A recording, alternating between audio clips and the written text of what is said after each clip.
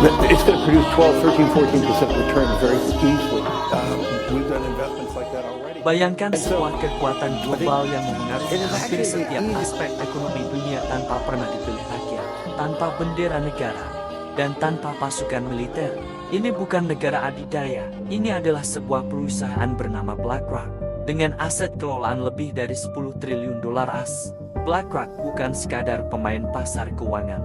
Dalam banyak hal, mereka adalah pasar itu sendiri. Pertanyaannya, bagaimana satu perusahaan bisa memiliki pengaruh sebesar ini? BlackRock berdiri pada tahun 1988, didirikan oleh Larry Fink bersama 7 mitranya. Awalnya, mereka bukan raksasa investasi. Fokus utama mereka sederhana namun krusial, manajemen risiko. Namun, keunggulan BlackRock bukan hanya pada strategi finansial, melainkan pada teknologi bernama Aladdin. Aladdin adalah sistem analisis risiko super canggih yang mampu memantau dan menganalisis triliunan dolar aset secara real-time. Sistem ini menjadi otak BlackRock, memberikan pandangan ekonomi global yang nyaris tak tertandingi oleh lembaga manapun di dunia. Tanpa kita sadari, BlackRock hadir di hampir setiap sudut kehidupan modern. Mereka adalah pemegang saham besar di perusahaan-perusahaan raksasa seperti Apple, Microsoft, Coca-Cola, hingga ExxonMobil. Dari sektor perbankan, teknologi, energi, hingga kesehatan, nama BlackRock selalu muncul di balik layar. Saat Anda minum kopi pagi, membuka ponsel, atau mengisi bensin, kemungkinan besar ada keterlibatan BlackRock di dalam rantai bisnis tersebut. Inilah kekuatan mereka. Tidak terlihat, tetapi meresap kemana-mana. Setiap kali dunia dilanda krisis ekonomi, pemerintah Amerika Serikat kerap berpaling ke satu nama, BlackRock.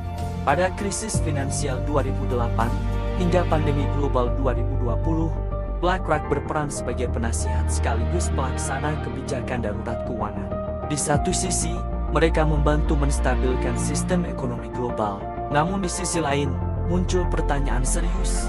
Apakah wajar sebuah perusahaan swasta memiliki pengaruh sebesar ini terhadap kebijakan publik? Inilah dilema besar antara kebutuhan stabilitas dan risiko dominasi kekuasaan.